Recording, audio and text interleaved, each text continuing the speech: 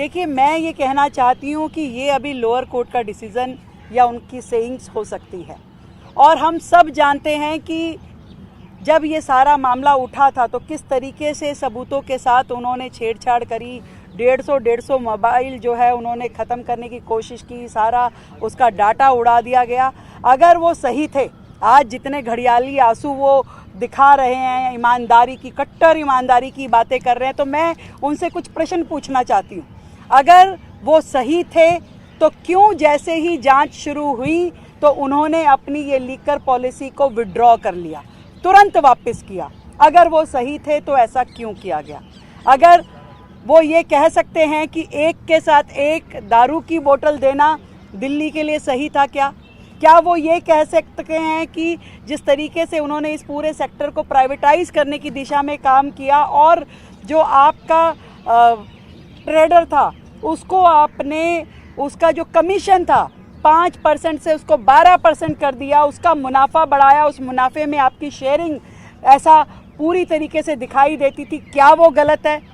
उच्च न्यायालय ने भी, सर्वोच्च न्यायालय ने भी समय समय पे अपनी टिप्पणी करके इस पे चिंता जताई और मनी लॉन्ड्रिंग के वहाँ पे कहीं ना कहीं साक्ष्य पाए गए।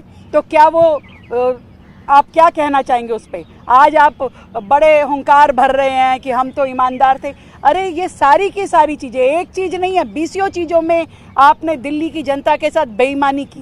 क्या आपने शीश महल में दिल्ली की जनता के साथ बेईमानी नहीं करी? क्या आपने स्कूल घोटाले में दिल्ली की जनता के साथ बेईमानी नहीं करी? आपने कौन सी जगह छोड़ी? क्या काम आपने छोड़ा? आप जिस ईमानदारी की बातें कर रहे हैं, आज भी आप नौटंकी कर रहे हैं। आप वो व्यक्ति हैं जिसको 42 साइज की शर्ट आती है और 44 पहन के दिखाते हैं मैं कितना साधारण व्यक्ति हूँ। चप्पल पहन के आपको शीश महल से बाहर आपको रहने का मन नहीं करता। दिल्ली का शीश महल छोड़ के आप पंजाब के शीश महल में जाके रह रहे हैं। आप प्राइवेट जेट से नीचे बात नहीं करते। आप कह रहे मैं साधारण आदमी हूँ, मैं ईमानदार आदमी हूँ। आपने क्या 11 साल में दिल्ली की जनता का विकास किया? आपने करोड़ों रुपए का घोटाला दिल्ली में किया।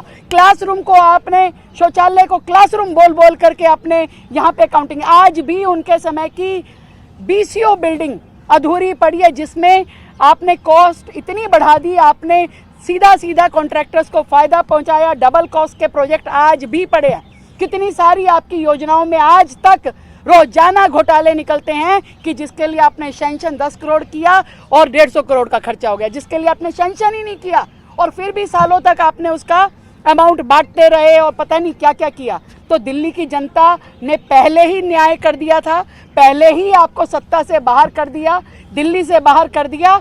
और मैं समझती हूँ कि न्यायालय का भी आदेश जब आएगा तो उसमें जरूर वहाँ पे भी न्याय होगा, दिल्ली की जनता को न्याय मिलेगा और दिल्ली की जनता का जो पैसा आपने गबन किया है उसके लिए भी न्याय मिलेगा।